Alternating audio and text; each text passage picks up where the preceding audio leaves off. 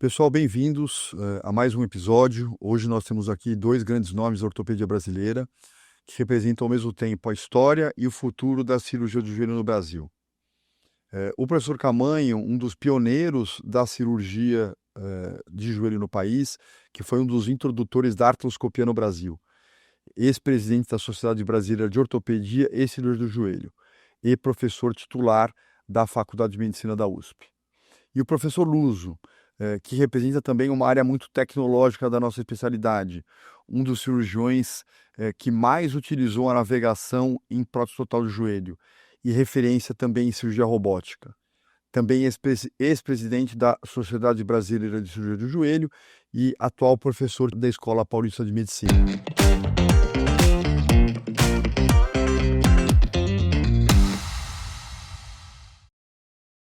Professor Camanho, muito obrigado aí pela presença, pela disponibilidade. Professor Luso também, muito obrigado. Eu sou um pouco mais jovem, pouco, né? O senhor está com quantos anos, professor? 78. Você, Luso? 62. 62, estou com 49. É bem velho. E a ideia de eu trazer esse tema é que eu percebo que tem muita coisa que é hoje feito dentro da ortopedia e novas coisas que estão sendo implementadas, que quando você vai olhar para a história do que já foi feito dentro da cirurgia do joelho, muita gente acaba cometendo os mesmos erros novamente, né? Se a gente não olha de forma consciente para o passado, muitas vezes a gente comete os mesmos erros no presente e no futuro, né? E eu queria começar, professor Camanho, falando um pouco da origem da cirurgia do joelho no Brasil. Eu sei que o senhor participou ativamente desse processo. Logo que o senhor se formou, fez residência, como era a cirurgia do joelho no Brasil? Não existia, não havia. A ortopedia era uma especialidade pobre em termos de divisões e de conhecimento. Era uma especialidade muito pouco conhecida. E o que se fazia, mais ou menos também, era trauma. E esse trauma ele veio um pouco desenvolvido em função da guerra, da Segunda Guerra Mundial. Então, mas a ortopedia, o conhecimento anatômico, a fisiopatologia, isso tudo praticamente não se conhecia na época, né?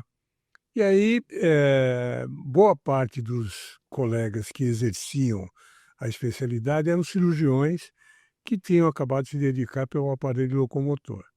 As primeiras gerações de ortopedistas mesmo, que fizeram concurso para residência de ortopedia, elas começaram a ocorrer no meio dos anos 60, daí para diante. Antes disso, o que acontecia era que pessoas acabavam ou não progredindo na carreira de cirurgiões e fazendo locomotor, ou pessoas que acabaram sendo destinadas para lá. Então, esses primeiros ortopedistas que se formaram começaram a observar que o conhecimento que se tinha era muito pouco, né? Se conhecia de joelho na época era menisco. Então, se tinha dor no joelho, tirava menisco. Piorava muito e a culpa é de Deus, né? Isso década de 60? 70. 70. Tá. Na década de 70 que começou a se estudar. Alguns autores, fora do Brasil especialmente, começaram a falar em instabilidades, nos estudos anatômicos, a biomecânica não existia, começou a se conhecer a biomecânica dos ligamentos e se entender que o joelho era uma coisa muito mais complexa do que o menisco, que havia muito mais coisa que doía lá. Isso não era só no joelho, no ombro é a mesma coisa, dor no ombro era infiltração, não tinha outra doença. Não tinha que outra coisa. No punho é a mesma coisa. Dor no punho, gesso. Não tinha. E isso começou a se desenvolver a partir primeiro da área diagnóstica, começou a se ver que além disso havia uma série de outras coisas, e da atividade esportiva também, porque no joelho ele envolvia muito a atividade do esportista. E se percebia que grandes nomes, grandes figuras se perdiam, porque operou o joelho, acabou. Acabou. E aí então começou a se desenvolver basicamente pelo estudo anatômico da área dos ligamentos, das instabilidades. A parte degenerativa veio muito depois, veio 80, 80 e pouco, começou a se falar nisso quando começaram a surgir as próteses, que eram próteses feitas para o doente reumático, não era feito para o doente degenerativo. O doente degenerativo se abria, tirava os meniscos, osteofitos, fazia uns furos na coisa e achava que aquilo resolvia alguma coisa. E claro que não resolvia nada, né? Aí começou a se fazer as próteses, isso na Inglaterra, onde desenvolveu bastante, para artrite reumatoide, Tá. que era uma doença que limitava. Deformante, que ia ficar na cadeia. O cara, por exemplo, andava com 2 muletas e uma acompanhante. O cara põe uma prótese e passava a andar com uma muleta. Melhorou muito, tal, né? Aí começaram a se desenvolver e ver que aquela mesma prótese, se utilizada no doente degenerativo, funcionava bem, e em especial no quadril. E aí começou a se desenvolver também uma série de estudos muito importantes no sentido de desenvolver as próteses e de se conhecer a articulação do joelho. E aí daí veio todo esse... Mas uma coisa que mudou muito foi a área diagnóstica, né? A hora que melhorou radiografia contrastada, tomografia, ressonância. No começo da ressonância, a gente via coisa que eu não sabia o que era. Era uma coisa... Interpretar o que era. você não sabia. Você viu umas dobras dentro do joelho. Mas muita gente foi operada inutilmente, porque não era nada. E isso ajudou muito. E essa questão, a cirurgia do joelho aqui no Brasil, como é que se organizou? Como é que foi que o conhecimento começou a aparecer? Como se organizou a cirurgia do joelho como especialidade? Então, a cirurgia do joelho foi o seguinte: tem que se fazer honra ao professor Rossi, que era um cara absolutamente fora da caixinha, mas era um gênio, né? Era um indivíduo. E ele chegou para o Marco Matuzzi e falou que tinha lido algumas coisas sobre injetar contraste no joelho e fazer radiografias para ver se havia lesões no joelho pela imagem negativa do contraste.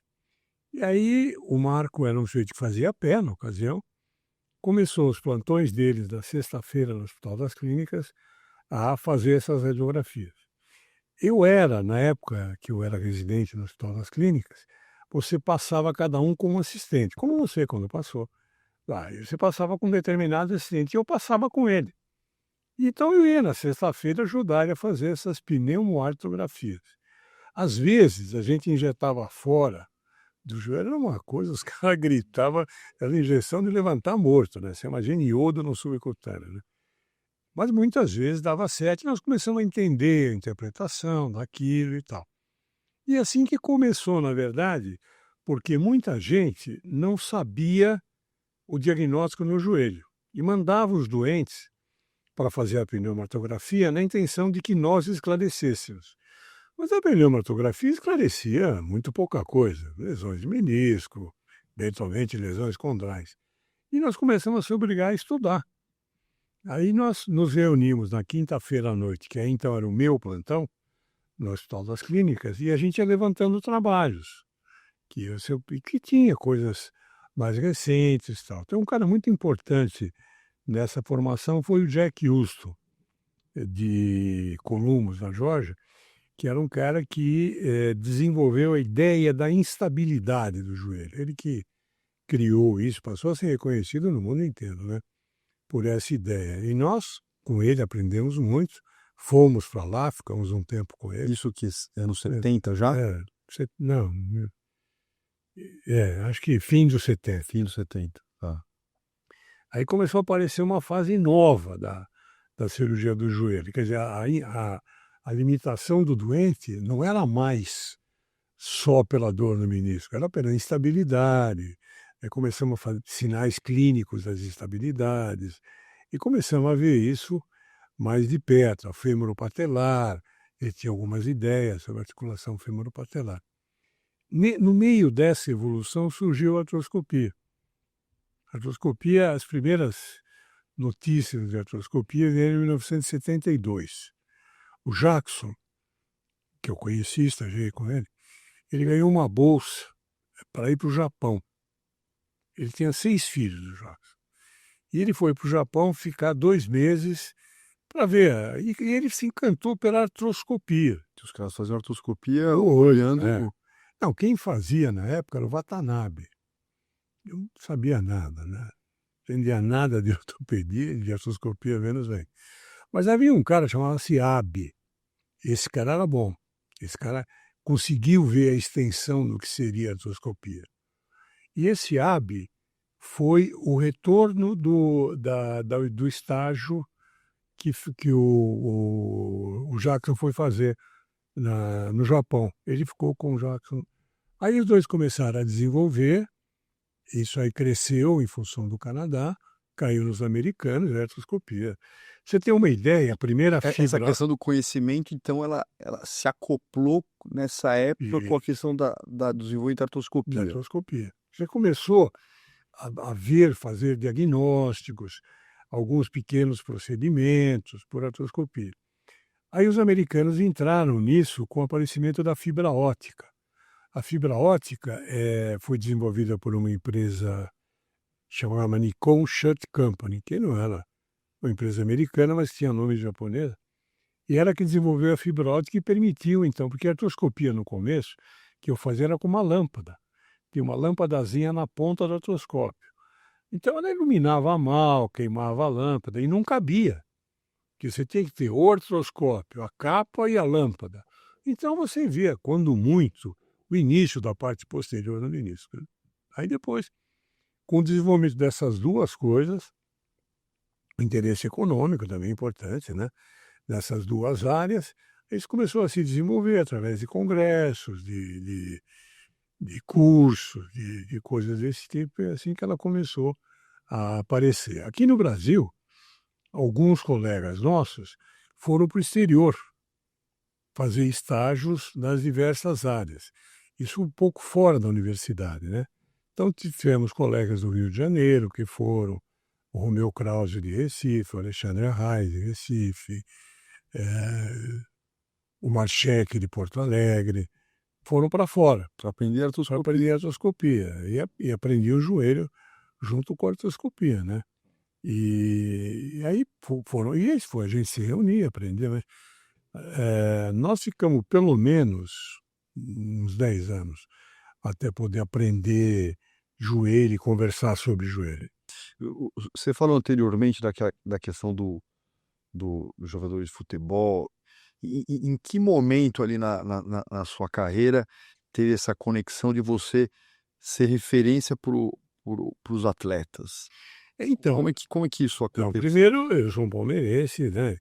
Triste no dia de hoje, mas Alegre sábado. se Deus quiser.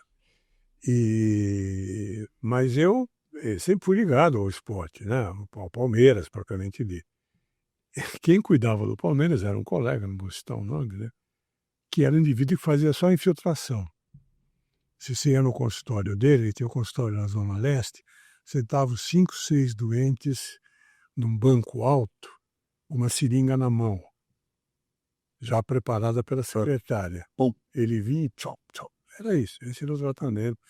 E assim que ele tratava os atletas. E ele que era, na ocasião, o responsável pelo Palmeiras.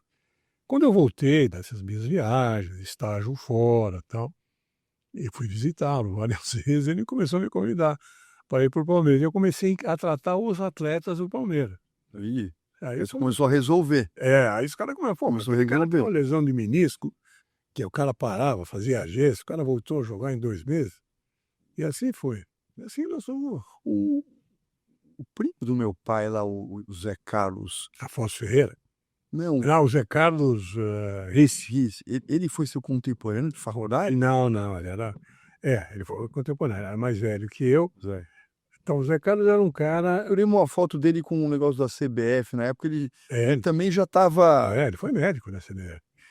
Ele era médico do São Paulo. São Paulo. Era um cara... Sabe que meu irmão que é São Paulino, é por causa dele, que era afilhado dele, porque eu sou palmeirense, o Luciano é palmeirense, ele conseguiu convencer meu irmão a ser São Paulino. Então, ele era um cara... Ele era muito meu amigo, né? Porque a gente era amigo socialmente, nós íamos para o Guarujá junto e tal. Até tristemente, eu que trouxe ele do Guarujá para ele fazer o diagnóstico do neuroglioblastoma, que ele morreu. Ele veio comigo no carro. É mesmo? Nós estávamos conversando, né?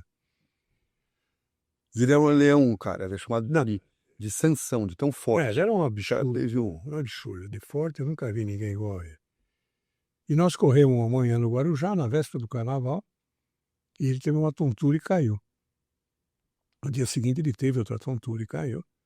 Aí eu, ele e o Valdir Pérez, que era goleiro de São Paulo, viemos para São Paulo na época do carnaval. Os caras, vocês vão dançar e tal.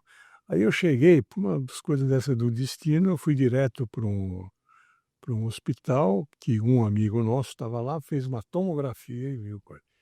Mas então, ele era uma pessoa, mas ele estagiou conosco, ele era muito estudioso, ele acreditou muito nisso. Ele participou muito da melhora da medicina esportiva nesse sentido. Ele era um cara absolutamente aberto, não mexia em ninguém, levava todos os atletas para quem ele achava que valia a pena. Era um cara muito importante. Então o negócio se envolveu nesse momento com o senhor, né, nessa questão que você começou a conseguir resolver os problemas efetivamente. Isso. Eu fiz uma artroscopia uma vez que saiu na Globo, tal, de um jogador de São Paulo, do ponto esquerda de São Paulo, não me lembro o nome agora. Bom jogador. E Sérgio? o Zé Sérgio, né? Isso mesmo. E aí o Risk levou isso aí, os caras começaram a ver. E aí começaram a acreditar um pouco mais, porque mesmo no meio médico, a artroscopia era muito desacreditada. Os caras falavam, se você tem a chave da fechadura, por que você precisa olhar pelo buraco da fechadura? Entendeu? Era uma expressão, parecia inteligente, uns débeis mentais, né? Eu dei graças a Deus, porque profissionalmente eu me desenvolvi barbaramente enquanto eles não acreditavam na artroscopia. Mas eu acho, respondendo a tua pergunta original, uma coisa foi esse grupo do HC, sem dúvida nenhuma. Já recebíamos muitos estagiários que vinham, a gente nem condições de fazer grandes estágios tinha, mas passava a ideia de que existia especialidade. O grupo de colegas foi para o exterior, isso colaborou bastante. E a artroscopia foram as 3 coisas que fizeram a cirurgia do joelho desenvolver no Brasil. Luz, você, professor Luz, Que professor Luz. Você vem de uma formação, isso é o meu olhar externo, né? De muito forte na questão da artroplastia, de conhecimento técnico de princípios. Mas há muito tempo você vem se dedicando ao uso de ferramentas não convencionais para a realização da prótese. Então, desde a navegação, a cirurgia por computador e agora a robótica, o que lá atrás te motivou a ter pessoas com que você aprendeu a operar, que operavam bem e tinham bons resultados com instrumentais convencionais? O que te motivou primeiro a abrir a cabeça, abrir os olhos para a navegação? Qual foi o motivador disso?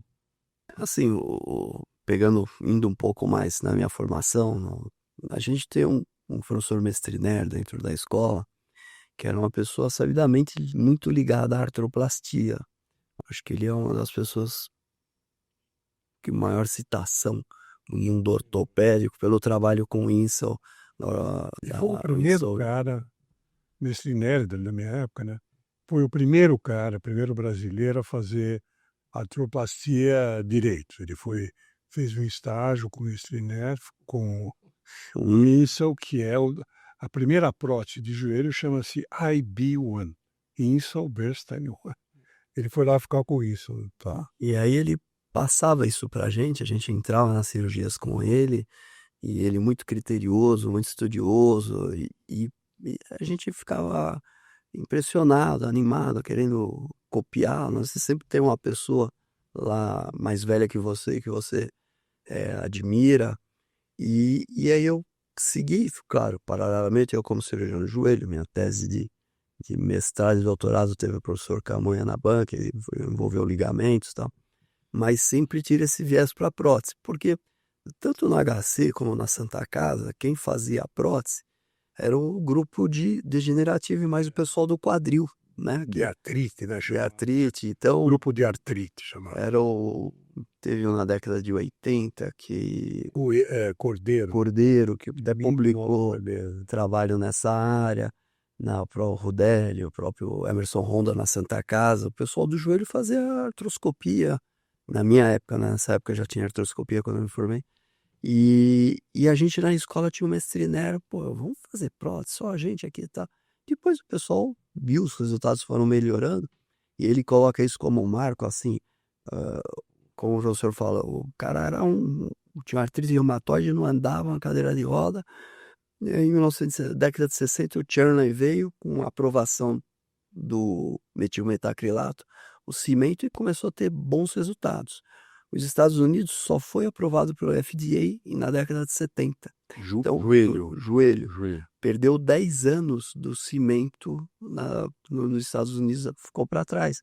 E aí, na década de 70, começou o Winsor, Hanawat, veio o Freeman também para cá.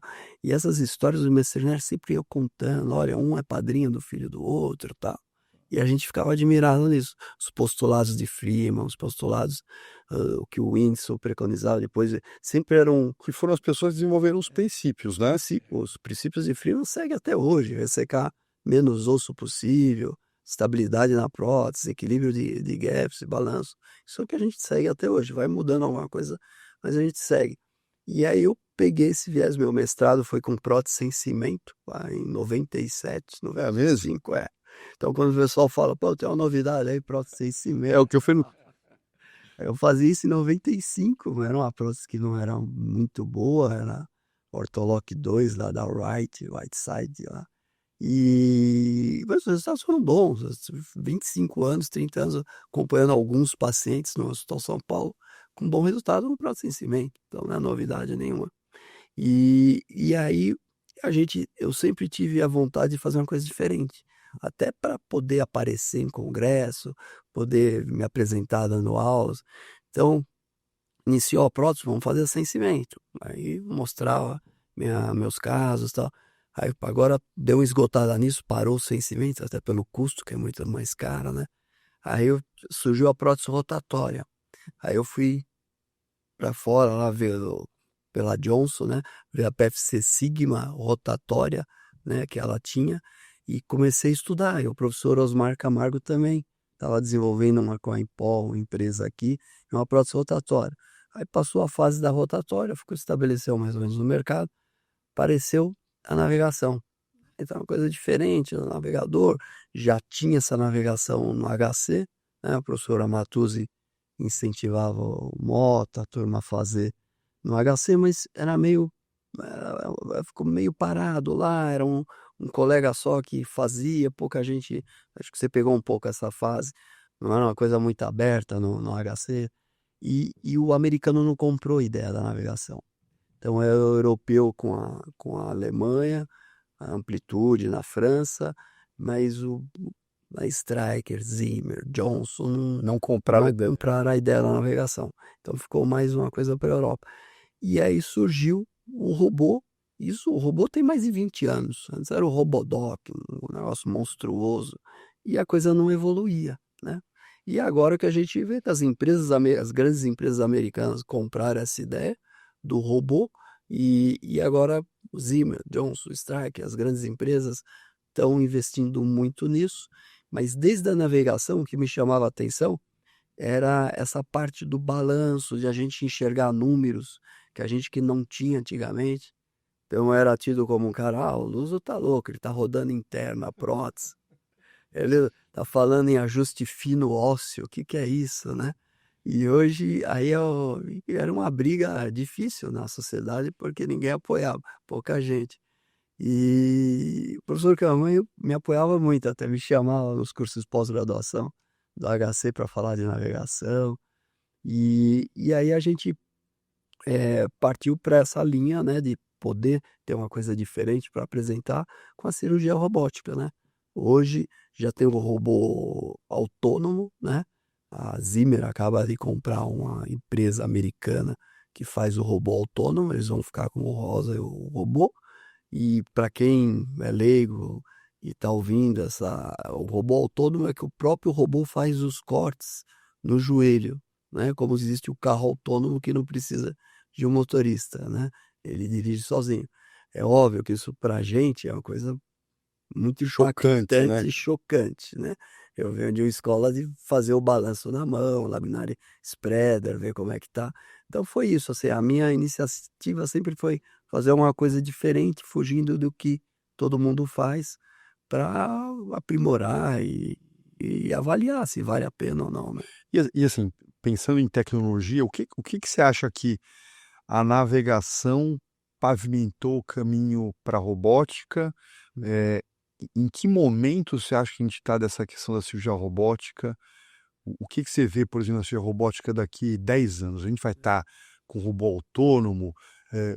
Qual que é o alcance de uma tecnologia dessa? Porque tem uma questão custo envolvida como é que você vê essa evolução tecnológica dentro da questão prótese? O que que vocês acham disso? Eu acho que assim, ela veio para ficar. O robô não tem como mais voltar, falar, não, isso não serve, porque ela te dá maior precisão na colocação dos componentes e maior precisão nos cortes ossos, né?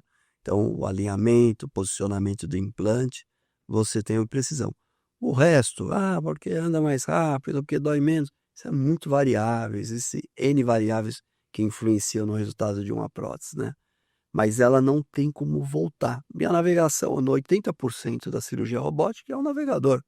O resto é o braço robótico que te segura e dá precisão. Muito me criticavam porque falavam, Lúcio, se você pega os pontos errados, o seu corte vai ser errado. Eu falava, eu tinha que ficar quieto, não tinha. Agora não. Eu tenho uma imagem prévia do robô que eu tenho que seguir, porque ele não passa a tela se eu não tiver adequado milimetricamente com o que ele está me Você oferecendo. gosta dos sistemas com imagem? Sempre. A imagem Você acha é o aumenta? futuro, é a imagem prévia para a cirurgia autônoma, para o robô autônomo, para as robóticas, né, com maior precisão. Você tem que ter alguma coisa para garantir que você está pegando os epicôndilos, cortical anterior, posterior, está coincidindo com a imagem do paciente. Como é que você vê essa evolução, professor, da Não, cirurgia eu da navegação? peguei tudo isso, né? Peguei a época que não tinha prótese, né? Peguei a prótese no início. Eu acho que, como o Lúcio falou, é uma grande evolução, né? A cirurgia navegada, ela não pegou muito para os Estados Unidos por razões financeiras. Eles não tinham como vender. O hospital tinha que comprar um navegador que não dava nada. A companhia de seguro só pagava a prótese. Então, o navegador ele só melhorava a prótese. Então, eles deixaram meio de lado. A cultura médica americana se baseia muito na parte financeira. Isso é uma coisa claríssima, né? Então eles não tinham, não havia como vender. Eles vendiam de vez em quando aquelas bolinhas, mas que não valia, não era pedra. Né? Já na Europa, a boa parte da saúde é pública, né? Então eles tinham interesse, porque fica mais barato, fica melhor, fica mais bem feito, né? Por isso que desenvolveu mais na Europa do que nos Estados Unidos, da minha forma de ver. Já o robô, é como o Luso falou, isso não tem, nós vamos ter, eu não vou ver isso, mas você talvez veja. Você vai ver um robô operar um cara, não há a menor dúvida disso. Você vai abrir a pele, posicionar de uma determinada maneira, a hora que o robô disser tá bom, você vai tomar o café e vem só para fechar. Isso vai acontecer. Isso já acontece na Índia, né?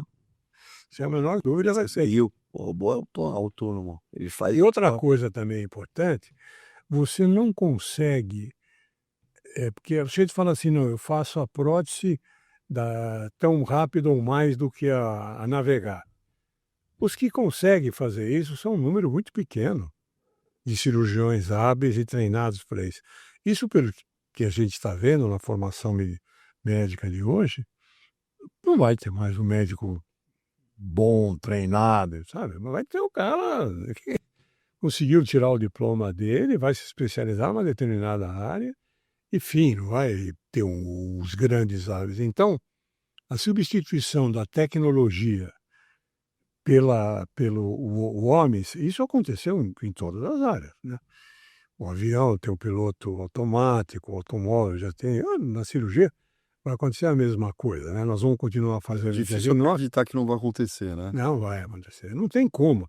A pessoa que for contra isso, está perdendo tempo, né? A única coisa é, nós vamos desenvolver o diagnóstico, o tratamento, as opções terapêuticas, mas a execução de cirurgias ligadas à mecânica, peças desse tipo, pode escrever, não vai ter. Mas vocês acham que a robótica hoje é uma realidade? Ah, não sei. Sim. O que a gente tem de tecnologia já é uma realidade. Eu estava conversando com um colega ali, foi trabalhar em Pato Branco, interior do Paraná, e tem um robô lá. Tem robô. Já está capilarizando. Não é só nos grandes centros, nas grandes cidades que você vai ter robô. Porque um racional que eu tenho, e aí linkando o que o senhor falou da questão da formação, né? Uma ferramenta dessa, se bem utilizada, por ela encurta a curva de aprendizado. O sujeito não vai precisar ter mais 2.000 próteses para conseguir saber Então, qual que é o pulo do Qualquer gato daquele um- instrumental. qualquer um vai poder fazer. O cara com um pouco de formação, ele vai poder fazer, vai universalizar a técnica. Porque hoje a técnica cirúrgica de uma prótese, ela é limitada. Tem muita gente que acha que sabe fazer, mas os que sabem fazer mesmo, com precisão, com durabilidade, são poucos. De forma reprodutível. E agora não, né? Você entrando na área robótica, acabou. Você fez a indicação, o cara chegou ao ponto de programar, acabou. Isso você vai universalizar. Você vai operar um cara no Nordeste, vai operar em Manaus, na Índia, seja lá onde for, da mesma maneira, com um resultado muito mais previsível. Não tem a menor dúvida de que a técnica cirúrgica influencia demais no resultado. Você sabe disso, e eu mais que vocês dois juntos, por ter vivido bastante. Essa diferença da técnica é uma diferença de pessoas. O que a máquina faz? Zera a diferença de pessoas. Ela é igual para todo mundo. É o que vai acontecer. Eu não tenho a menor dúvida disso. Eu não vou ver, provavelmente não, porque o problema financeiro disso é muito grande, né? Vai demorar muito que aconteça. Só se escalável. Já ouvi falar em 8 milhões de dólares um robô autônomo desse. Tá. Então, muito difícil. Mas isso hoje, sabe, eu me lembro que um telefone celular, você ficava na fila para comprar. O meu que me deu foi o governador Fleury. Eu peguei o filho do governador Fleury, foi um presente que era como me dar um cara. Tá certo? Hoje você... A linha telefônica. A bolinha telefônica ainda. Você vai na esquina, eu quero 3 celulares. Pois não, pode ver. E vai ser assim também com os computadores, né? E assim, a gente está falando de tecnologia, você falou da artroscopia, falou da navegação robótica. Pensando no lado do paciente, né? Quais eram os problemas na década de 70, 80, 90, que não tinham solução? Você chegar o paciente no consultório com aquele problema, fala, putz, cara, não tem solução boa para isso aqui. Aqui a gente vai dar uma melhorada. E que vocês veem que vieram se resolvendo ao longo do tempo. Então, vamos pegar ali lesões do menisco, lesões ligamentares, a gente falou das alterações degenerativas, lesões de cartilagem. Hoje a gente vê pacientes pós-menissectomia. Quais eram esses problemas que ao longo do tempo a gente foi encontrando soluções? Que quando eu comecei, para mim hoje parece que sempre houve a solução e que não se tinham. Então, eu acho assim, quer dizer, por exemplo, a cartilagem, na minha forma de ver, até hoje não tem solução, né, as lesões de cartilagem. E o paciente jovem continua sem solução, né? Agora, por exemplo, a lesão do menisco era uma lesão que você atendia um paciente, se ele tivesse lesão de menisco, você operava, você abria a articulação, afastava a rótula, tirava o menisco, ou com uma tesoura, ou com meniscótomo de Smile, fechava, fazia um gesso, deixava 45 dias, e ele nunca mais voltava a fazer nada. Hoje, você tiver uma lesão de menisco, vai de manhã no hospital, no dia seguinte de manhã você está trabalhando.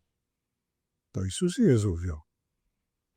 A mesma coisa acontece nos problemas ligamentários. O indivíduo que tinha uma lesão de ligamento cruzado, ela gesso e adeus, né? Nunca mais atividade física esportiva. Eu coloco até como um marco na cirurgia do ligamento o Zico. Ele pegou uma transição que ele ainda foi operado por uma militenodese, né, com anjos e tal. Não teve evolução. Aí isso foi na Copa de 86, né, que ele, na de 90 eu lembro que o Amoroso, pouco antes, teve com 19, 20 anos, lesão dos 2 ligamentos, foi feito uma cirurgia com tendão patelar e evoluiu bem, jogou a vida inteira. Então o Zico pegou, infelizmente, ele pegou essa fase de transição. Então, as instabilidades, as lesões meniscais, a instabilidade femoropatelar, nós passamos a conhecer.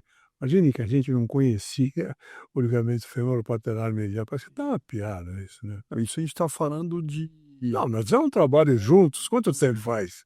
Eu terminei a residência 2001, 2002, por aí. Não, aquele trabalho nosso que É isso sai aí. do mundo inteiro, quanto tempo faz isso? Não, tem Faz 20. 20 anos. Não, antes disso, não se conhecia. O João Herrera tinha falado sobre o ligamento, mas João Herrera, ele fala, tal, aquilo não pegou, não progrediu. Hoje mudou a cirurgia femoropatelar. Antigamente era um inferno, né? Então acho que muitas coisas se resolveram. E a parte degenerativa, sem dúvida nenhuma. Eu tenho uma prótese no joelho, né? Outra. Houve uma grande evolução. Eu não pensaria na década de 80 e fazer uma prótese. Era para isso, para andar com uma muleta e não com duas. Agora, por exemplo, você falou da cartilagem, né?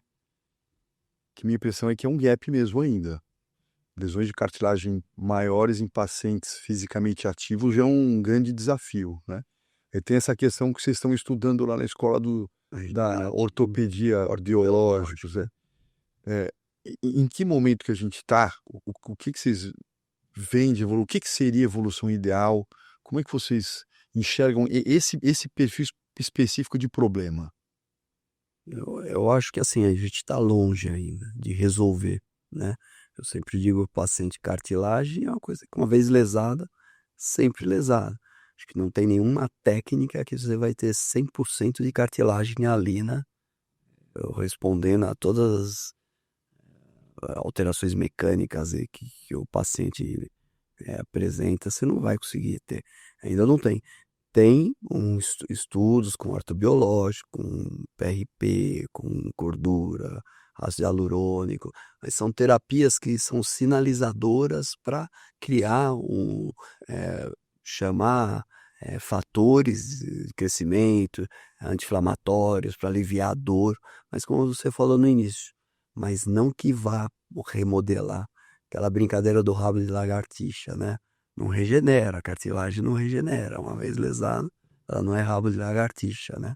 Então, assim, melhora a condição, melhora o paciente, mas zerar não tem como. É diferente de um menisco, você tem uma alça de balde que a gente tirava o menisco inteiro, né? Do que hoje que você consegue fazer uma sutura e preservar o menisco.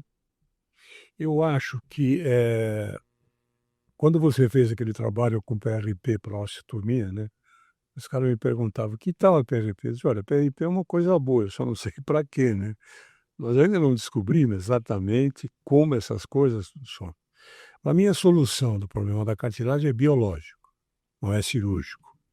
Nós vamos ter que achar algum tecido, alguma coisa, algum fator que refaz a cartilagem para com que ela se desenvolva novamente.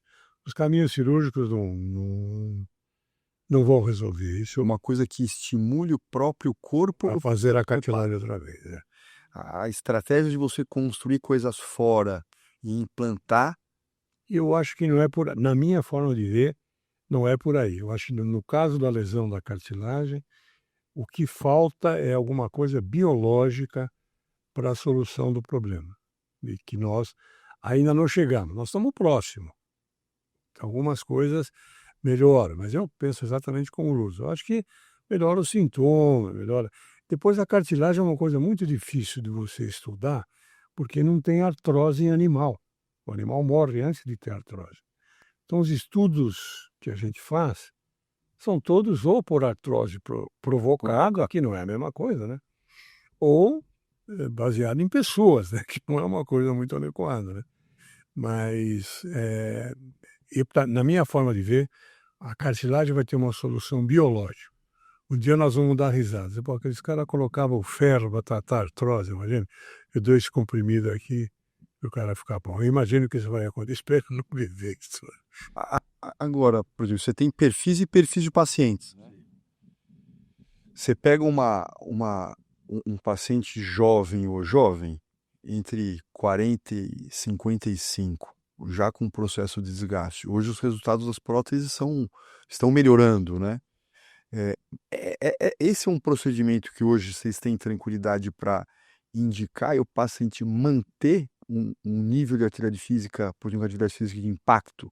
Qual que é o grau de segurança hoje para esse perfil de paciente? Para mim, a artrose jovem em atividade é uma coisa sem solução. Porque ou esse indivíduo deixa de ser jovem ou ele deixa de ter atividade esportiva.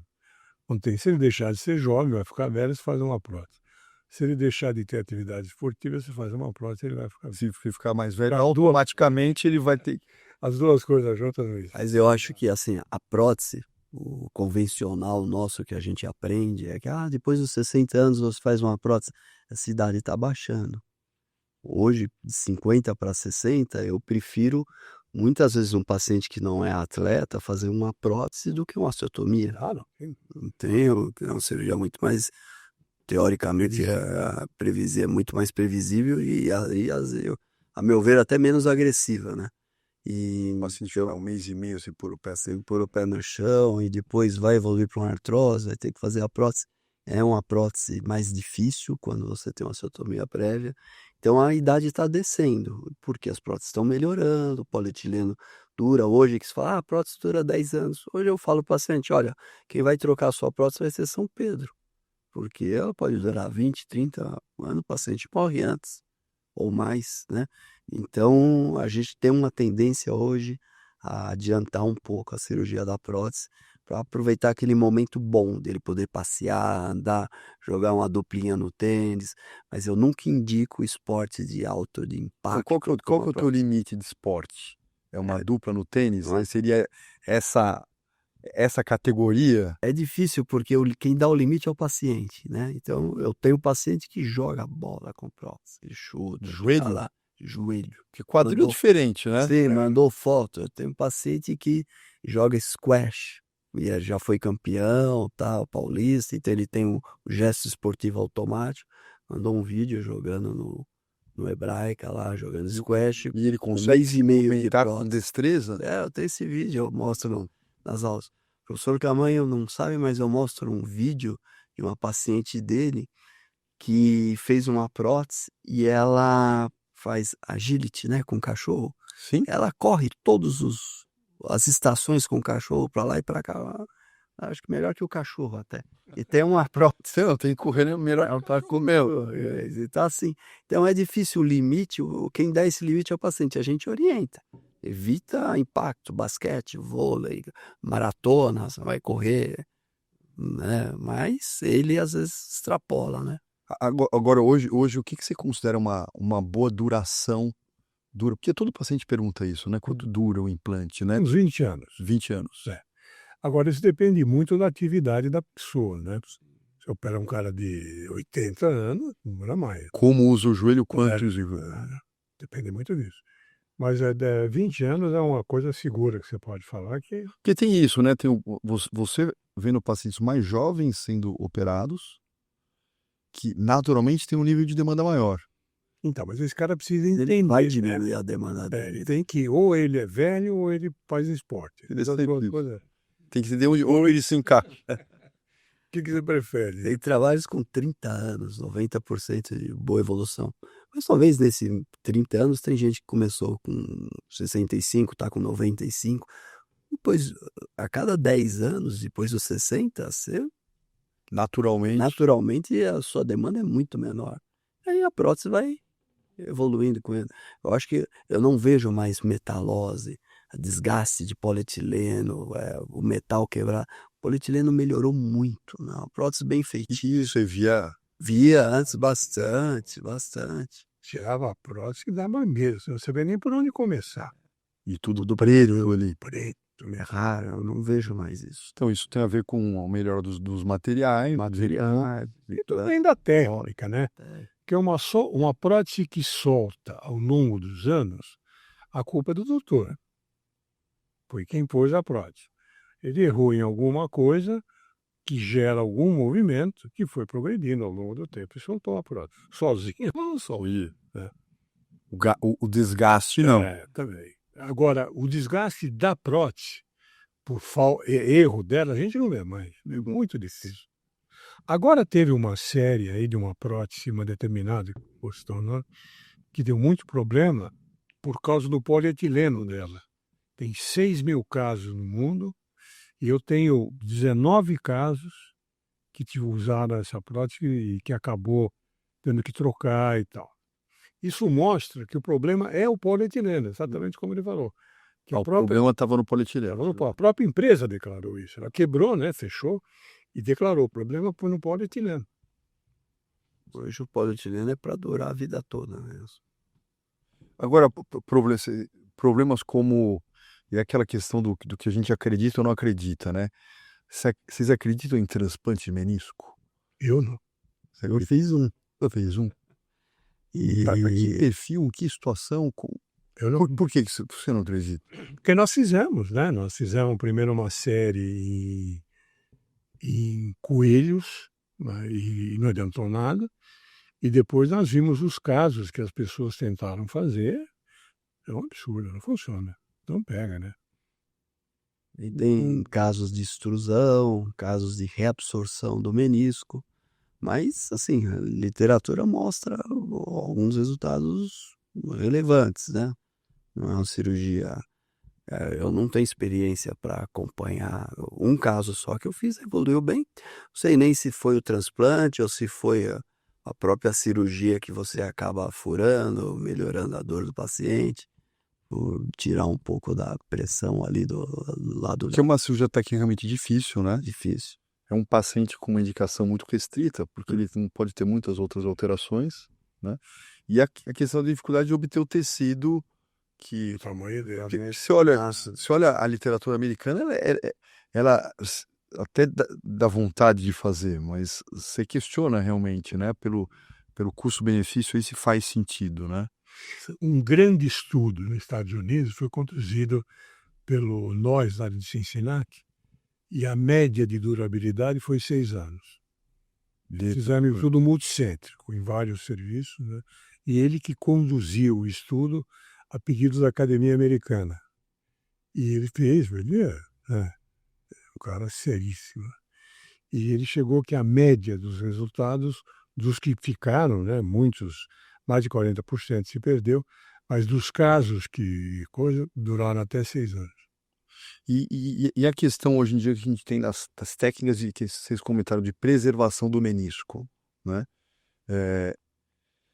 Quais são os limites? Qual que você acha que são os limites hoje para reparo meniscal? O que vocês enxergam de procedimentos que a gente falou de sutura da raiz, centralização do menisco, procedimentos que existem hoje para tentar preservar o menisco? O que você enxerga que existe de bom hoje e que pode melhorar? Coisas que eventualmente sejam um pouco over em termos de indicação? Como é que vocês enxergam? As cinturas no menisco começou com dispositivos que não eram muito adequados, você não tinha ângulo de ataque, eram dispositivos grosseiros. Hoje isso aí está melhorando muito. Então a sutura on inside, que você vai lá no corno posterior com mais segurança, não ter que abrir, isolar, tomar cuidado com os vasos, nervos. Então ficou mais tranquila, né? Então você fazer lá atrás um all inside, no meio você faz de dentro para fora, mais anterior você faz de fora para dentro. Você consegue pegar uma alça de balde e suturar e ter uma cirurgia segura. Mas eu acho que isso aí está se refinando. Ainda você não tem uma técnica, nem com as grandes empresas, fala, pô, isso aqui é fora de série, é o que tem de melhor e estou satisfeito. Não, você vê que cada hora vai melhorando a curva, hora você pode até dobrar um pouco mais, mas eu acho que vale a pena investir na sutura e ela está cada vez sendo mais refinada. Agora, assim, sem exageros, paciente de 60 anos, extrusão meniscal, lesão de Ah, mas você vai evitar uma artrose, não fazer a raiz. Calma, às vezes a raiz faz parte da evolução da artrose. Ela não tem mais espaço para ter menisco ali. Então, tem com calma. Uma coisa é o cara de 20, 30 anos. Eu acho que é uma cirurgia para um cara jovem, né? Lesões recentes, e o mais importante, para um cirurgião que saiba fazer. Que a sutura de menisco, mesmo com o instrumental melhor, é uma cirurgia difícil. Não é uma cirurgia fácil. Um artroscopista tem que ter uma boa habilidade. Eu já vi tragédias por tentativa de sutura. É uma coisa... Acabou com o joelho da pessoa e vi um caso de amputação. Então, eu acho que paciente jovem, lesões recentes, acho que vale a pena suturar e cuidar, né, para que isso aconteça.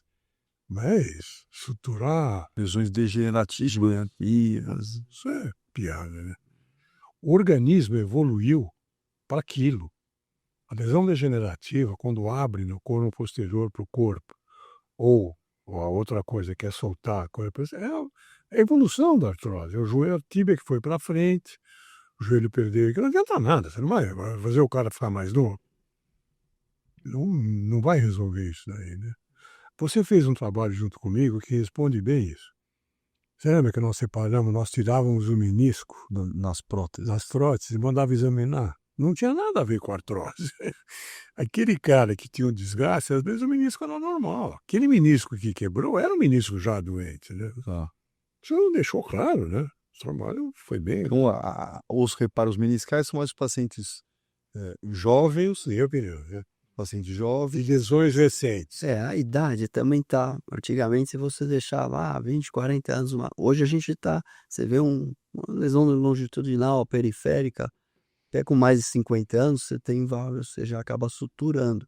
Até para estabilizar, se aquilo vai. Mas não é uma lesão com aspecto degenerativo. Não, o Lesão aspecto de engenharia, às vezes você enfia o dardo, ou quer que seja, aquilo esgarça. Muitas vezes não dá certo. É um aspecto de um menisco bom. saudável. Eu acho que vale a pena fazer mesmo na idade um pouco mais, como a prótese está descendo a idade, aí eu noto que a sutura de menisco está subindo um pouco a idade. Tá. No que... Porque também o paciente tem pacientes mais velhos fisicamente ativos hoje, né? Hoje os caras estão empurrando os limites, você fala, pô, cara, você pede para o cara ficar uma semana sem fazer exercício, o cara fala, não, vou morrer. Não, e olhando o joelho dele por dentro também tá bom. Cartilagem boa, menisco. Mas esse cara vale a pena. É algo pontual ali. Esse cara vale a pena. Tá. Eu não sei se você já tem vivenciado isso na prática do dia a dia, de pacientes que vêm consultá-los já tendo feito uma consulta a alguma ferramenta de inteligência artificial. E chegar ali com, e eventualmente o paciente abertamente fala isso. Como é que vocês enxergam na ortopedia o uso dessa ferramenta? Tanto pelo paciente como pelos próprios médicos. Como é que vocês veem isso? Olha, eu estou no fim da profissão, né? Estou querendo parar, já estou cheio de... Eu não tenho a menor dúvida. Ele diz, olha, tudo bem, vai operar com ele. Você acha que é assim mesmo?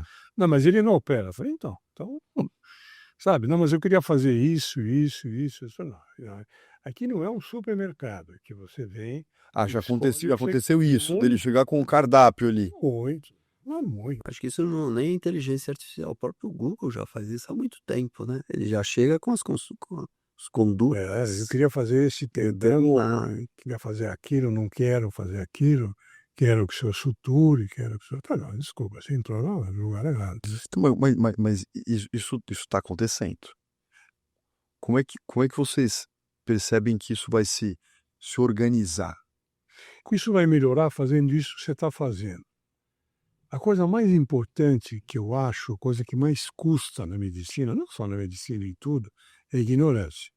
Ignorância é a pior doença, pior que câncer, pior que qualquer coisa para a humanidade. E na medicina, se a gente gastasse um programa por semana, 1 hora, só para dar cultura, o que é uma vacina, como é que você limpa uma ferida, quando que você leva no médico, só coisas banais, melhoraria muito. O doente ignorante é o pior doente que tem, o mais grave que tem. E o ignorante que acha que não é ignorante é uma coisa A pior arma que pode existir na saúde, né? O cara que acha que sabe o que tem, se tem segurança, então eu acho que a educação é a coisa mais importante. Se o governo investisse em educação na área médica, a gente teria feito economias enormes e acho que isso que você está fazendo é muito importante. Você tem que disponibilizar o cara ver, assistir, ouvir, uma coisa de credibilidade. Você fala, o outro fala, o cara acaba aprendendo, né?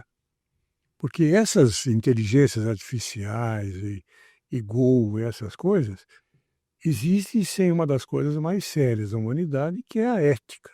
Não tem ética. Eles falam o que dá na cabeça, né? Sem nenhuma responsabilidade. Ninguém vai processar como eu mando o cara operar com o cara da inteligência. Mas não, ele não opera. Então, né? Então não me enche, né? De outras palavras, né? Entendeu? Eu falo assim, eu já estou numa fase da vida que não tenho mais paciência de ouvir besteira, né? Mas, por exemplo, hoje você tem ainda um contato muito grande com o residente, né? Sim, com aluno, Com aluno. residente. E isso deve ser uma constante, né? Na formação. O cara não lê mais o livro, o cara está no plantão, GPT. ele... Como é que isso vai se encaixar? Em qual que vocês estão... Não, a gente não pode ignorar ou falar que isso não é uma ferramenta de estudo dele. Hoje ele não pega um livro para abrir e ler, ele pega o celular. Você está dando uma aula, ele está no celular. O que você está no celular? Não, estou vendo o que o senhor está falando aqui, estou vendo os trabalhos relativos. Então, assim, não tem como brecar. Isso só vem para ajudar. Só que tem que ter bom senso, né? Tem que ter parcimônia, tem que saber até onde isso vai. Por isso que faz falta, por isso que o professor está falando, de você ter uma educação continuada, tanto na instituição, na universidade, na residência, na especialização, para mostrar para ele até onde vai. Eu uso o ChatGPT para muitas coisas. Eu tenho uma classificação, deixa eu pôr ela aqui, não lembro dela, eu coloco, vejo. Então é uma ferramenta muito boa, mas tem que ser bem usada, né? É porque você pega, eventualmente, o paciente que não detém nenhuma base de conhecimento sobre aquilo e vem um texto estruturado com começo, meio e fim. Se ele não tem, no mínimo, parcimônia no que ele vai fazer com aquela informação, ele chega nisso.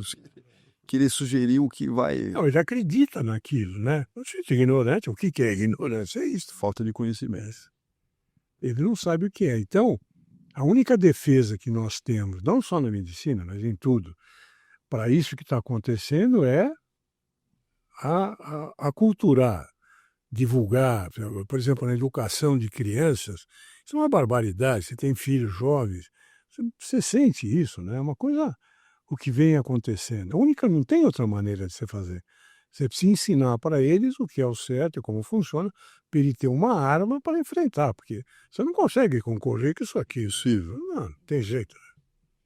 E algo, talvez, que seja mais difícil ainda é o uso de mídias sociais, né? Bom, esse Na então. questão E os colegas da mídia? na questão da obtenção do conhecimento, porque tem gente que hoje se informa através de mídias sociais, né? E aí você tem uma questão de propaganda médica, propaganda em todas as áreas, na verdade, né? Que se o colega não tem ética na divulgação daquele conhecimento, você cria um mar, um negócio totalmente perigoso, né? Como é que você enxerga isso? Por exemplo, eu vejo hoje, por exemplo, tem residente que já tem um Instagram médico falando do joelho. O cara tá na residência. Como lidar com isso, hein? Isso não tem como lidar e a gente não pode ficar de fora. Eu uso muito pouco, quase nunca. Peço para minha filha, coloca aí uma coisa. Minha filha é ginecologista e trabalha com reprodução e ela faz muito bem isso aí. Mas isso que o professor está falando. Como ela faz? O que é o bem usado? Muito bem, orientação. Ela pega, vê o que tem, o que passa para o paciente. É outubro, novembro, outubro rosa, né? Então, quais os cuidados que ele tem que ter, como é que você faz a palpação da mama para evitar um câncer, o que você deve evitar, no nosso caso, fazer eu nunca corri, vou fazer uma maratona, como é que você deve preservar a sua saúde articular, que tipo de exercício faz. Você pode fazer de uma maneira educativa e ajuda muito. Ela faz isso. Ela faz isso na área dela. E tem colegas que falam, olha, eu abro sempre o Instagram da doutora Thaís, porque sempre tem uma coisa, e ela é super, só sai lá o que ela checa antes. É super conscienciosa para ver se está de acordo. Você sabe que isso é uma coisa... Vários titulares da USP estão fazendo isso. O Carneiro, que era titular de gastroenterologia, o maior transplantador de fígado do mundo, individualmente. O cara que mais fez transplante de fígado do mundo. Ele aposentou e tem uma coisa no Instagram. Então ele fala isso, ele educa. Entendeu? Ele educa. Não é um marketing puro. Não. É uma educação. Educação. Se você, por exemplo, ao ver a doutora falar, você gostar do que ela está falando e procurá-la, é do jogo. A medicina foi muito cretina durante muitos anos, proibindo o médico de ser um ser humano. Não, você é Deus, você não é ser humano. O Código de Ética Médica só proíbe. Tem 4 coisas que pode e 90 e não sei quantas que não pode. Errado isso. Nós temos que estar perto da população. A população tem que acreditar na gente. E com esses meios, essas mídias sociais, não deixa o cara ignorante falar. Porque você pode ter certeza, eu tenho certeza disso, se puser coisa boa, vai ganhar da coisa ruim, porque a história da humanidade é essa, né? Então, vários têm. Já estão começando, pessoal, da cardiologia, já tem vários. Cara, primeira linha, Protásio, o cara de nível altíssimo, falando. No Instagram, você entra lá, você vê. Fala só, claro, no limite, né? E de compreensão do povo, mas a educação é a grande saída. Não pode, os caras estão jogando sozinhos, né? É que existe educação e existe o cara que usa para só propaganda. Olha, estive aqui em Guarujá, vem um paciente famoso. Aquilo não... É ferramenta mal utilizada. É mal utilizado, você não está agregando nada, valor nenhum, aquilo só se promovendo para os bobos que acham que isso é importante, né? Agora, a orientação, a educação na área médica, acho que é importante. Perfeito. Eu acho que eu cobri todas as minhas... Que bom. As minhas perguntas. Foi muito agradável, Sérgio. A gente, de novo, agradeço aí a presença de vocês dois, disponibilizar o tempo, queira ou não, vocês acabam parando aqui 3 horas para conseguir vir e voltar. Realmente, nos dias de hoje é um privilégio poder tê-los aqui. Juntos, então, são poucas oportunidades, não são?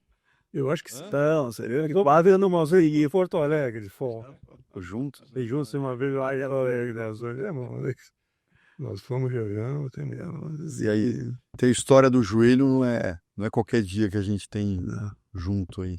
Eu até fiquei meio assim, professor participou de toda a evolução, quem sou eu aqui para agregar alguma coisa? Não, mas você é um cara moderno. História.